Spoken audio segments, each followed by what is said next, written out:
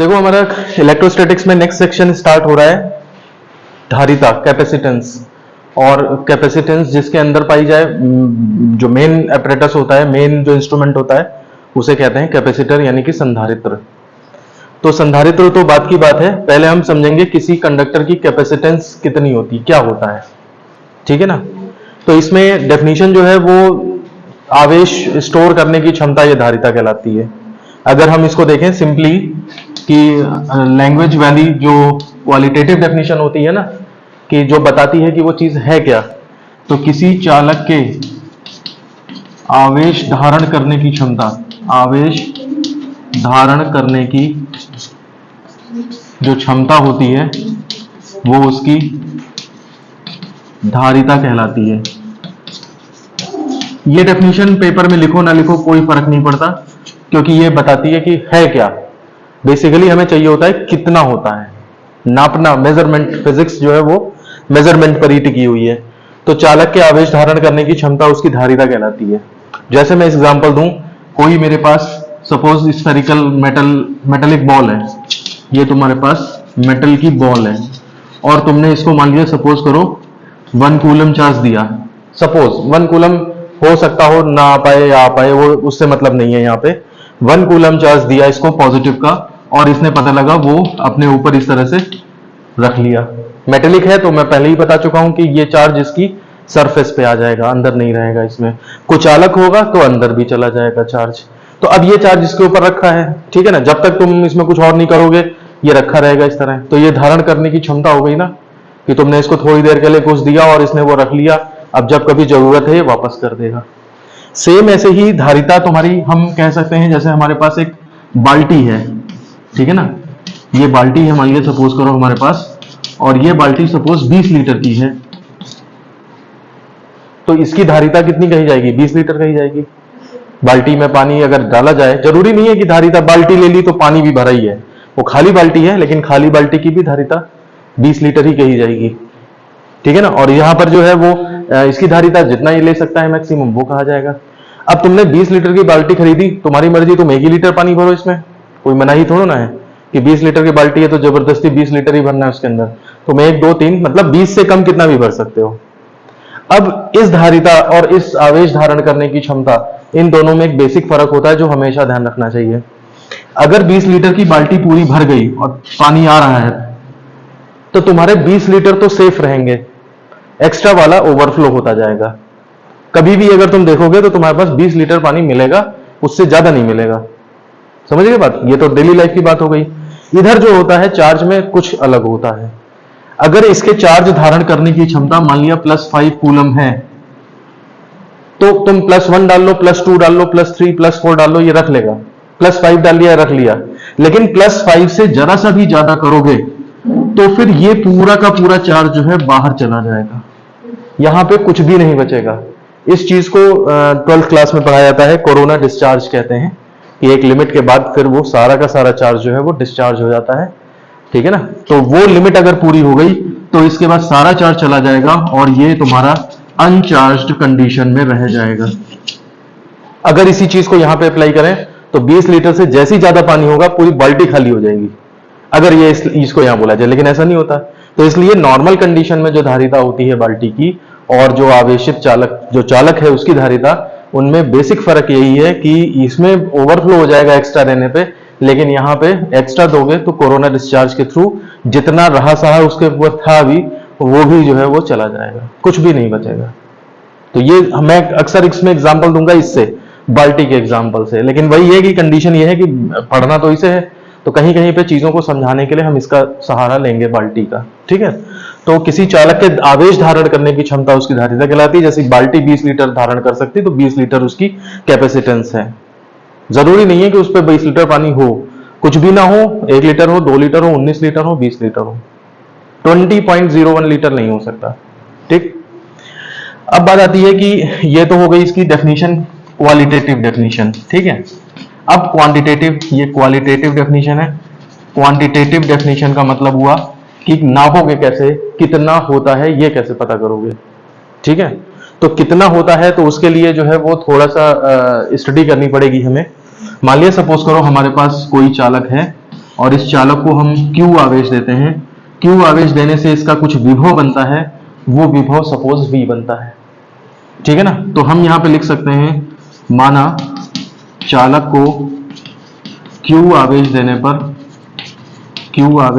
पर विभव V है, तो नॉर्मल सी बात है कि V directly proportional to Q होगा। भाई जितना चार्ज दोगे उतना ही पोटेंशियल डेवलप हो जाएगा, ज्यादा चार्ज दोगे ज्यादा पोटेंशियल डेवलप हो जाएगा। इसे अगर हम पलट के लिख लें तो Q directly proportional to V, यहाँ पे एक इज इक्वल टू लगाओगे तो कांस्टेंट आएगा जिसे कहा जाता है C। यही धारिता कहलाती है चालक की, ठीक है ना। तो Q is equal to CV हो जाएगा, ये फॉर्मूला हो गया, जहां C एक नियतांक है, इस चालक के लिए नियतांक है, यहाँ पे इतनी धारिता है, इसकी नियतांक है जिसे चालक की धारिता कहते हैं। अब यहां से C का अगर फॉर्मूला निकालना चाहें तो हम लिख सकते हैं C इज इक्वल टू कितना हो जाएगा, Q बाई V, ठीक है। तो अगर धारिता की परिभाषा देनी पड़े तो धारिता की परिभाषा हम ऐसे दे सकते हैं, इनका रेशियो। तो याद केवल क्या करना है, बाद में तुम्हें ये फॉर्मूला याद करना है बस, ठीक है। और इसमें ये लगा सकते हो कि किसी चालक को दिया गया आवेश है ना, को दिए गए आवेश और किसका रेशियो है, उसके ऊपर उत्पन्न विभव है ना, चालक को दिए गए आवेश तथा उस पर उत्पन्न विभव के अनुपात को उस चालक की धारिता कहते हैं। तो पेपर में अगर धारिता पूछा जाता है तो हम क्या लिखेंगे, पहले ये दो लाइनें लिखेंगे और फिर नीचे फॉर्मूला लिख देंगे, बस काम खत्म। अगर बहुत ज्यादा टाइम है तुम्हारे पास और अच्छा लगाना चाहते हो तो इसकी यूनिट्स वगैरह और डायमेंशन निकाल के दिखा सकते हो, लेकिन अननेसेसरी है। केवल हमें इससे मेन धारिता की जो मात्रक होगा वो लिख देना बस नीचे, विभव ईवा निकालने की जरूरत नहीं है, बस तुम्हारी ये डेफिनेशन कंप्लीट हो जाएगी। तो 1 या 2 नंबर में ये आ सकती है, ठीक है। 2 नंबर में आए चाहो तो इससे भी ये भी चीज दिखा सकते हो, अदरवाइज शुरू में पढ़ने के लिए तो ये जरूरी है तुम्हारे पास। अब देखो नेक्स्ट आता है हमारे पास, इसकी यूनिट क्या होगी। तो मात्रक अगर हमें निकालना है तो इसी फॉर्मूले से बात करते हैं हम, और Q का मात्रक कूलम होता है और अपॉन वोल्ट, विभव का मात्रक वोल्ट होता है। तो इसका मतलब ये हो गया कूलम पर वोल्ट, ये होना चाहिए, लेकिन इसको एक स्पेशल नाम दिया गया है फैरेड या फिर FARAD, ये स्मॉल में लिखेंगे, ठीक है ना। फैराडे एक साइंटिस्ट है, उनके नाम पे है। तो अगर पूरा नाम लिखना है तो स्मॉल f में, और अगर शॉर्ट में लिखना है तो कैपिटल F में, या फिर कैपिटल F, इस तरह से लिख सकते हो। अब जो फैराडे यूनिट होती है वो बहुत बड़ी यूनिट होती है, इसलिए हम क्या करते हैं, स्मॉलर यूनिट्स यूज करते हैं। और स्मॉलर यूनिट्स में क्या होगा, पहली तो माइक्रो फैरेड यूज करी जा सकती है, ठीक है ना। माइक्रो है तो फिर जानते ही हो 10⁻⁻⁶ फैरेड हो जाएगा। दूसरा तुम जो है इसमें नैनो फैरेड यूज कर सकते हो, तो 10⁻⁹ F हो जाएगा। तीसरा तुम इसमें पिको फैरेड यूज कर सकते हो, तो 10⁻12 फैरेड हो जाएगा। या फिर देखो 10⁻⁶ का स्क्वायर ही तो है ये 10⁻12। तो हम इसे क्या करते हैं, कभी कभी इसे म्यू एफ भी लिख देते हैं।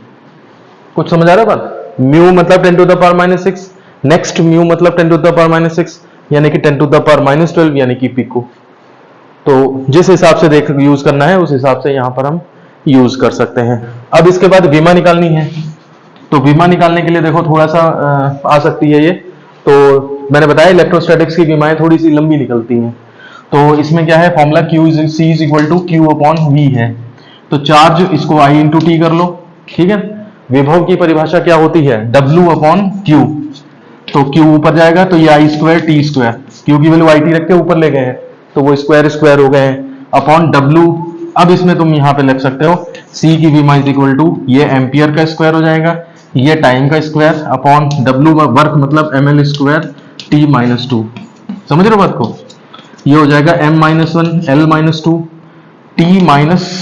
T4 और A स्क्वायर, ये इसकी विमा बनेगी जाकर के, ठीक है ना। 1 मिनट में चेक भी कर लूं इसको, m-1 L-2 T4a²। ठीक है ना, तो वो नियमों के हिसाब से निकालोगे डायमेंशन की फॉर्मूला है, फिर उसके बाद छोटे छोटे टुकड़ों में जो मालूम है मैं उसमें तोड़ दे और उसके बाद फिर वैल्यू रख के ढंग से सॉल्व करोगे तो आ जाएगा, कोई रटने की जरूरत नहीं है ये चीज। देखो इसमें एक डेफिनेशन 1 फैरेड की पूछी जा सकती है, कभी कभी पूछ ली जाती है एक नंबर में। तो अगर 1 फैरेड की डेफिनेशन पूछनी है तो फिर क्या होगा, C is equal to Q by V लेंगे हम और इसके अंदर इन दोनों को 1 1 करा देंगे। If Q is equal to 1 coulomb and V is equal to 1 volt, तो हमारे पास कितना आ जाएगा, C इज इक्वल टू 1/1 यानी कि 1 फैरेड आ जाएगा। तो 1 फैरेड धारिता क्या है, अगर चालक को 1 कूलम आवेश देने पर उसके ऊपर 1 वोल्ट का विभव उत्पन्न हो जाता है तो हमारे उस चालक की धारिता 1 फैरेड होती है। वही जो कहानी बनाई है वही लिख दो बस, ठीक है ना। तो इसमें लिख देंगे यदि किसी चालक को 1 कूलम आवेश देने पर 1 कूलम आवेश देने पर उस पर 1 वोल्ट विभव उत्पन्न होता है तो उस चालक की धारिता